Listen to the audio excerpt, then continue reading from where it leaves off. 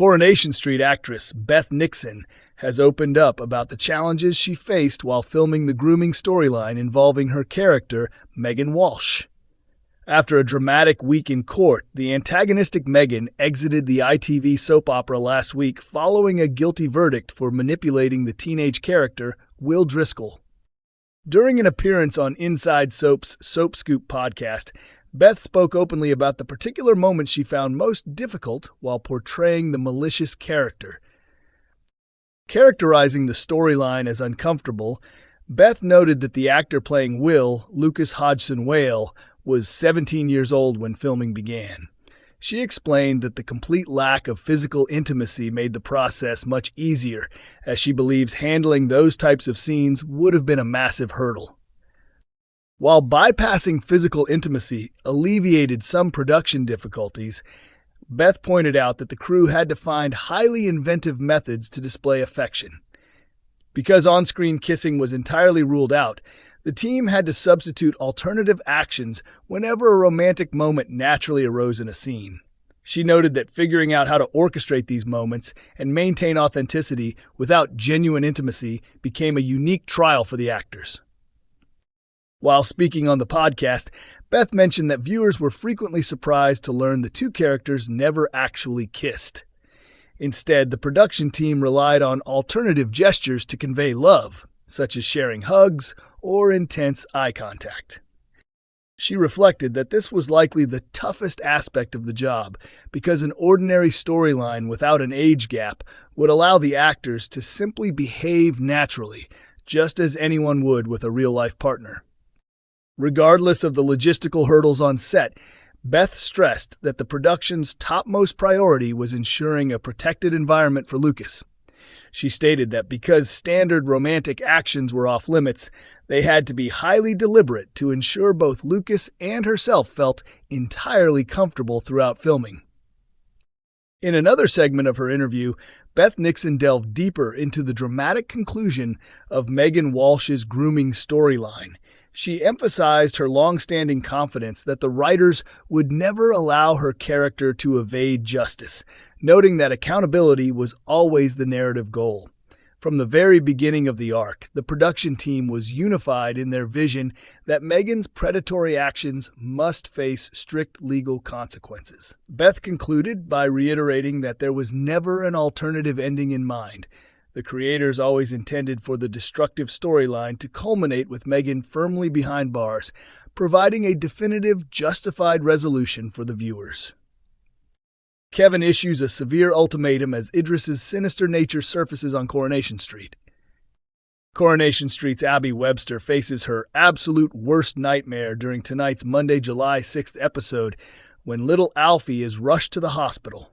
Because the toddler is having severe trouble breathing, a terrified Abby and Kevin Webster speed him to Weatherfield General, frantic to find out what caused his sudden health crisis.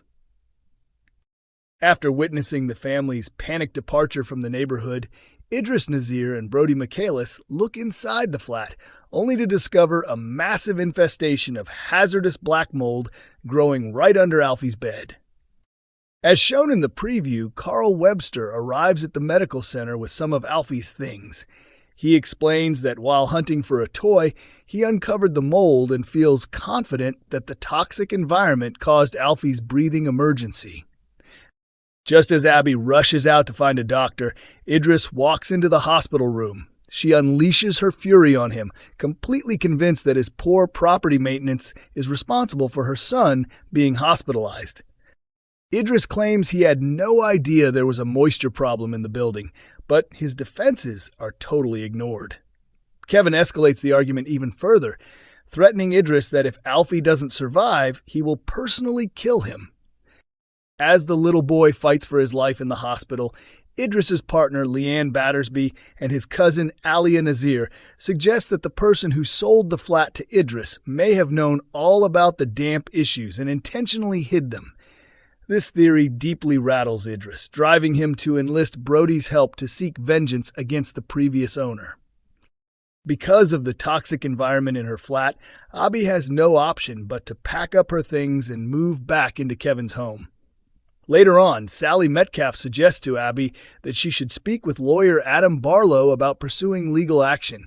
Abby remains determined to hold someone accountable for the ordeal, but will she ultimately get the justice she is looking for? Meanwhile, the preview reveals that during a family get-together, Ruby and Hope deliver shocking news. They sent a sample of Tyrone's DNA to an ancestry website and managed to locate his biological father. Hope confesses that they have been writing to the man while pretending to be Tyrone and adds that he is very keen to meet up in person. Tensions escalate in the Theo case as Maria confides in Kit on Coronation Street. Maria has stood firmly by her husband throughout the active investigation, fiercely insisting they were together on the night Theo died. However, as the police refuse to let the matter drop and the pressure mounts, keeping up her fake timeline is becoming an overwhelming struggle. The upcoming drama kicks off with a bitter Kit who has been kicked off the murder case. Even though he no longer has an official role in the probe, Kit stays hyper-focused on the details, especially as doubts grow regarding the alibis given to detectives. At the same time, Detective Lisa Swain and D.C. McLaughlin show up at the salon to interrogate Maria again, determined to double-check her timeline. Under intense questioning, she stands her ground and sticks to her story, repeating that she spent the whole night with Gary. Despite her defiance, her rising panic over the situation is impossible to hide. Once she gets home, Maria's composure completely unravels. After days of protecting Gary, she confronts him head-on and demands to know exactly what he was doing the night Theo was killed. Her trust in him has clearly cracked, driving an even bigger wedge into their marriage. Although Maria has tried hard to believe Gary, every new development in the investigation only brings more doubt. Has he been hiding something sinister all along, or is he just trying to protect his family from the police? Whatever the truth, Maria has been pushed to her breaking point. Later on, she heads to the Rover's Return for a drink to calm her nerves, where she accidentally lowers her guard around Kit.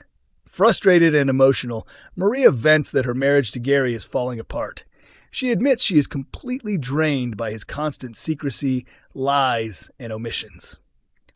While this might seem like typical venting about a bad marriage, Maria's slip-up could give Kit the exact breakthrough he needs. Even though he was taken off the case, Kit knows that relationship troubles often reveal far more than official police questioning. Hearing Maria admit that she no longer trusts Gary will likely confirm his suspicions that the couple's story is a lie. Whether she means to or not, Maria's emotional outburst could give Kit the motivation he needs to prove that Gary is withholding vital information. This mistake comes at a highly dangerous time. With the murder investigation still wide open, a single slip of the tongue could completely alter the direction of the case. Meanwhile, Gary finds himself backed into a corner and questioned by everyone around him.